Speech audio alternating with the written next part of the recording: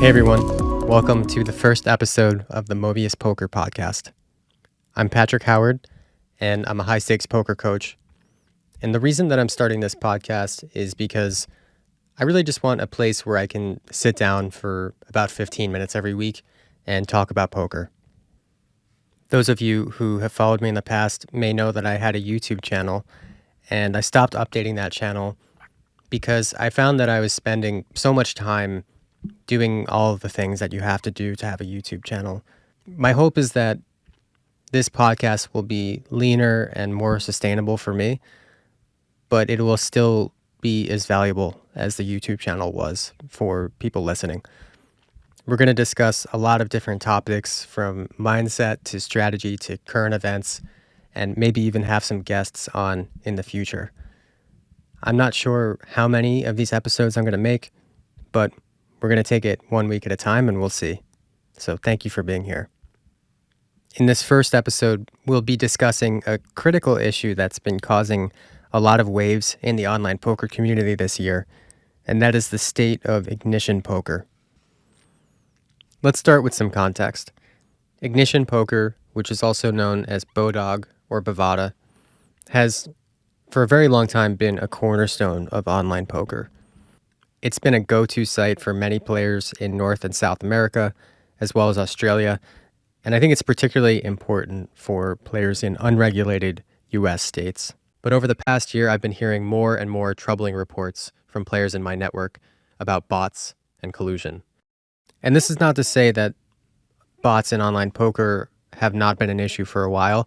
They've been around for years, but this is really the first time on Ignition where I have dozens of people telling me that the site just appears to be overrun with bots. 1 to 2 bots per table at pretty much all stakes. And that's about as bad as it can get, because if they were to play, if they were to take up more seats at the table, they would just essentially be competing against themselves, and then they would lose to the rake. So the situation appears to be pretty bad, and I've been tracking all of these reports very closely. I've been compiling all of the evidence shared with me, and I've already discussed this at length on my X account. A few months ago, I created a post on X.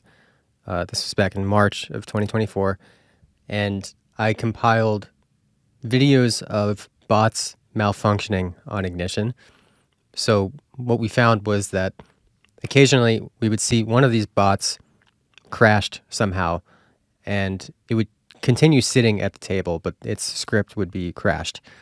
So what would happen is it would time down to exactly the same amount of time every single hand, and then fold. And it would auto-fold for over 100 hands sometimes. Also in that tweet, I compiled a lot of hand histories that appeared to be collusion hand histories.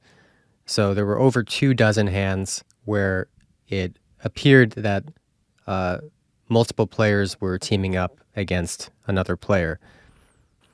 And what many players were reporting was that these bots and the colluders were actually one and the same. The bot farm had collusion programmed into its software so that they could win more by teaming up with each other against the human players.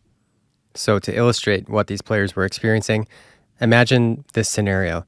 You're in a high-stakes game on Ignition. You're feeling good about your hand. You've already put in a significant portion of your stack, and you're fairly confident you're ahead. But then, inexplicably, your opponents start making bizarre plays. They start raising and re-raising each other, and every time they show down a hand in these situations, it seems to be a pretty weak hand. So effectively what they're doing is just pushing you out of the pot. And it really doesn't make sense unless they're working together. And this is the situation that many players on Ignition were reporting at that time. If you want to take a look at the evidence for yourself, I've put a link in the show notes to that post on X, so you can check it out. And what's especially frustrating about this is Ignition is an anonymous site. So every player at your table just has a temporary ID tag.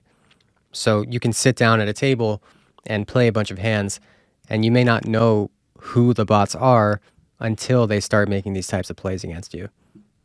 It also makes it hard to collect evidence, and we had to spend a lot of time collecting hand histories and collecting those videos of the bots malfunctioning. But in the end, it was worth it because that post went pretty viral and a lot of people became educated for the first time about this problem. Now, you might be wondering about Ignition's response to these allegations. After I started posting about these issues for the first time, Ignition support actually reached out to me personally, and I spent over an hour, more like an hour and a half, discussing the situation with one of their analysts. And that was a really eye-opening conversation for me, and I felt pretty mixed after leaving the conversation because, on the one hand, this analyst was very eager to speak to me and seemed very interested in what I had to say. But on the other hand, he knew, let's just say, a lot less than what I would have expected someone in his position to know about poker. For example, I recall having to explain to him what VPIP was, which is really one of the most basic stats in online poker. It's just how the percentage of hands that you play. So I felt glad that I was able to have the conversation, but I also felt a bit pessimistic about their ability to do anything about this issue. And then, unfortunately, after that, it was just radio silence. I received no follow-up. There were no visible changes in the games, according to the players that I've spoken with who continue to play there. And Ignition has not responded to any of my subsequent social media posts, or for that matter, anybody's posts, from what I can tell. But here's where it gets really interesting. Some players in my network, a handful, have reported receiving significant refunds from Ignition, seemingly at random. A couple players that I know claim to have received refunds of up to $10,000. And one player that I know received a refund for tournaments they claim they didn't even play. So it's as if Ignition is just throwing money at the problem, refunding some players randomly to sort of appease the player group as a whole. At least that's how some people are interpreting it. Now, before we dive deeper into this issue, I just want to take a moment to tell you about some really exciting news. The Mobius GTO Stat Checker is now available for MTTs in addition to cash games. So we released this Stat Checker program last year for cash game players, and that program now has over 200 members. And this year, we've just officially released the same program for MTTs. And the idea behind this Stat Checker is it analyzes every hand you play and takes all of your stats and compares them to the game theory optimal strategy automatically. It compares your stats to the solver in every common spot from pre-flop to river. It also allows you to analyze range composition. So, for example, you can look at your bluffing frequency on the flop, turn, and river, and we give benchmarks in the course for those stats as well.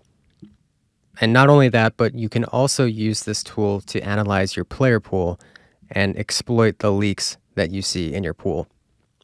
This is really the tool that I wish I had when I was climbing up the stakes, because it takes the guesswork out of your study routine.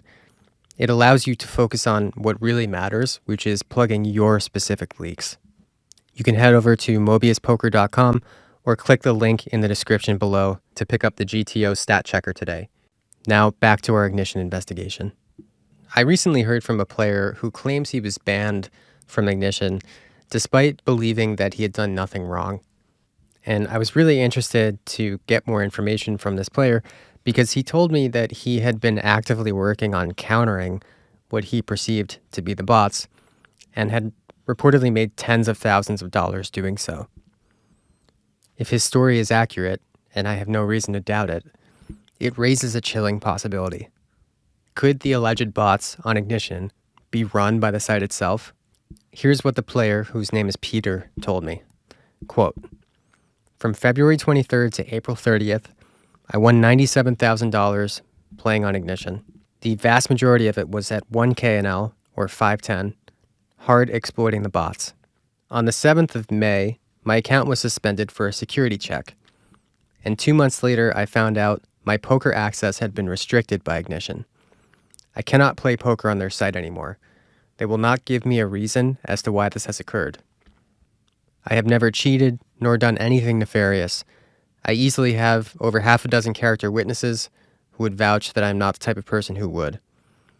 My account on Ignition was legitimate, with my real name, date of birth, and address.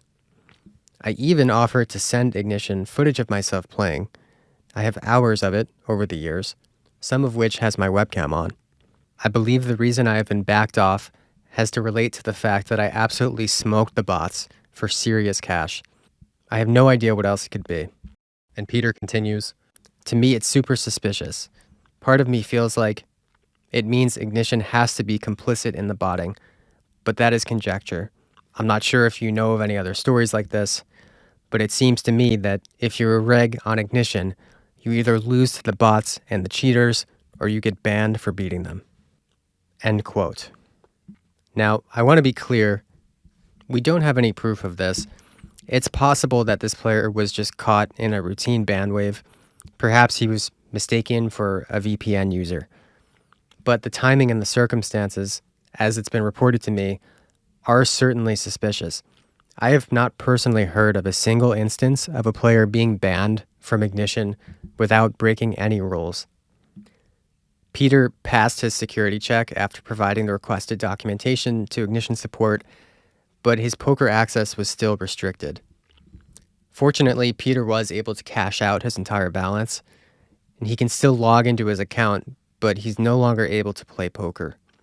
When he requested more details, Ignition gave the following response. Quote, thanks for contacting Ignition Casino customer service. We hope this email finds you well and in good spirits. We are very sorry about the inconvenience of not being able to reach us via live chat. In regards to your poker access was disabled as per the decision of the respective team while your account was under review. We cannot share the details as to why precisely the decision was made. However, we can 100% assure you that the decision was not made lightly and without any thought, as well as the fact that the decision is definitive and final. We are very sorry, however, our poker services will no longer be available to you. We apologize for the inconvenience. We're available to help 24/7 if you need anything else. Thanks, Ignition Casino customer service. End quote. So this player sent me this entire email exchange. I do believe his story that he didn't do anything wrong. I'm not entirely sure what exactly happened here. It could, again, have just been incompetence on the side of Ignition security, banning somebody who didn't do anything wrong. On the other hand, it could be a much more nefarious situation than that. And again, I'm not sure what the situation really is, but to me, it looks a lot worse after seeing this new information come to light. Now, you might be wondering, how did this player win so much money in such a short amount of time if the site is supposedly infested with bots? Well, the reason that's possible is because these bots are not just playing strictly game theory optimal strategies. If they were doing that, then they would be unbeatable. And your only hope in that situation would be to beat the other players at the table for more than what you're losing to the rake and to the bots. But these bots on Ignition actually appear to be exploitative bots. So they're doing things like overfolding to 3-bets and overfolding to 4-bets, putting value in certain lines and putting bluffs in certain other lines based on the population's tendencies. And the idea is that these bots can win more money by exploiting opponents instead of just playing GTO, but it also makes them exploitable themselves. And if you're willing to put in a lot of time and you're a smart player who can do these types of analytics, you can actually find their weaknesses, exploit them, and beat them.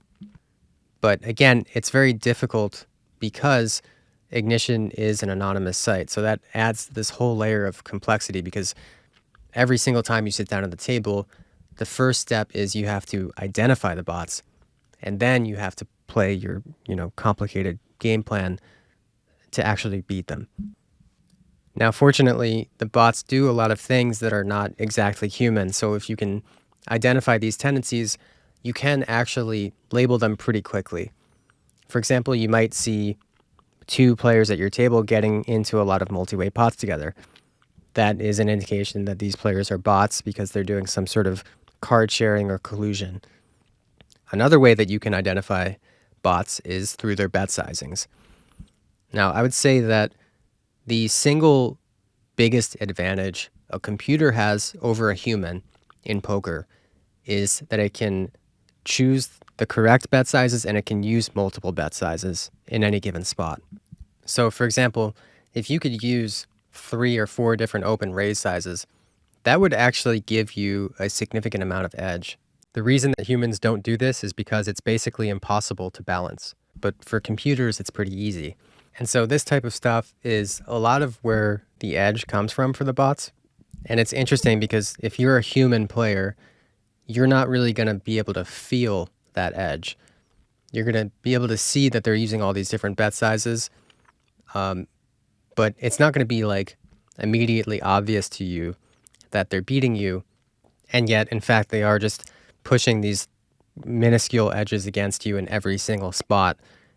And it's really not something that you can do anything about. The good news is that this also makes bots identifiable. If you can see someone is using multiple different open raise sizes, that's something that you can pick up on pretty quickly. Or if they're using really weird sizes post-flop as well, same thing. So this is one of the ways in which players are currently identifying bots, despite the fact that it's an anonymous environment. So in order to win, you have to figure out how these bots are playing and how you can exploit them. And you also just have to be a really good poker player because you need to be beating all of the other human players at the table at a really good clip. And that's kind of what I've seen over the past year. Like the average regular on Ignition is barely scraping by, whereas years ago, some of these players may have been able to win at much higher rates pretty easily. Maybe a 3 or 4 big blind per 100 winner is now just breaking even on the site today. And it is still possible to beat these games, but you have to do a lot of kind of strange work in order to get these types of win rates. And you also just have to be really good at poker. So the best players are still winning. It's really the average regular who also happens to be the type of player that these bots are designed to beat. That type of player is really struggling on Ignition, which is why I don't really recommend that you just log on to a site which may be infested with bots unless you have like a really clear plan of how you're going to beat those games. So my advice for what you should do if you play on Ignition is to treat it like it's an app game. The games can still be beatable, but you just have to assume that some of your opponents are not going to be playing fairly or might not even be human. So it's really like a play at your own risk type of situation. And I also think that it's a lot better if you are in some sort of a stable which has a lot of other players playing on Ignition as well. If you're going to play on Ignition, it's best that you have other people in your network who are also playing so that you can compare notes and also compare results. Because if you're just playing alone as a lone wolf, it's going to take a really long time for you to put in a statistically significant sample to determine whether or not you're winning. And if you go on a big downswing and also you have this idea in your head that people might be cheating you, that's just a really difficult situation mentally to play through. I would also advise you, if you're going to play at Ignition, to try to diversify onto other sites as much as you can. I know that some people don't really have very great options, but you really shouldn't be putting all of your eggs in one basket at this point. So that's my advice to sum up again. Assume that the security is going to be minimal and only play if you think that you're strong enough to win against the other players, enough to make up for how much you're being cheated for. I also think that it's a good idea to join a stable where you can compare notes with other players, and finally to diversify your sites so that if you do have to move off of Ignition, then you can. The lack of response that I've seen from Ignition has been disappointing. I used to think that any site that had a significant amount of poker traffic also had a really strong incentive to police the games. But now I realize that there's a lot of reasons why that might not be true for a site. The main one being that if a site is primarily a casino or a sports book and it just has poker as an add-on, poker might not move the needle enough in their profits for them to really care about whether the games are fair or not. They might just be making so much money elsewhere that they're not going to put in the resources to fix the problems with poker. Another reason is they might just be in a short-term mindset. So they are basically just trying to make as much money as they can for the next 5 years or so, but they don't have a long-term mindset about making poker feasible and continuing this business. And finally, the last reason that a site might not do anything about cheaters is because they might not have the resources to do anything about it. A lot of these unregulated poker sites are in places like Costa Rica, like small countries or territories where it's difficult to find people who live there who will work for a certain amount of money and have the skills to identify and ban cheaters in poker. I think these sites should be able to find someone who understands basic poker stats or at least be able to do some training for that. But I think also as poker players, we kind of underestimate our level of expertise in this. And it's not always like an easy solution for companies to find people who can solve these problems and actually work for them and be reliable employees. And of course, the last reason, in addition to all of this, why a site might not do anything about cheating is if the site is in on the cheating themselves. There have been cases in the past of inside jobs like at Ultimate Bet, but there's no way to know if that's actually what's happening on Ignition at this time. This type of issue is something that we're going to have to deal with for a long time. We're going to be dealing with bots. And what we really need is just broader regulation because currently, like the state-by-state patchwork of regulation in the U.S. is just not enough. The states where we have regulated poker in the United States, like Pennsylvania and Michigan, these issues do not seem to be nearly as prevalent because these companies do have the proper incentives to police the games and they have the resources to do so. I know that people are going to ask me, what sites are safe to play on right now if you're in the US or Canada or Australia. I think a good rule of thumb is to stick to regulated sites as much as possible. And if you can't do that, then try to at least to just play most of your volume on sites that really need poker for their bottom line, not sites that are just basically casino with poker attached. That's all I've got for this episode. Thank you for tuning in.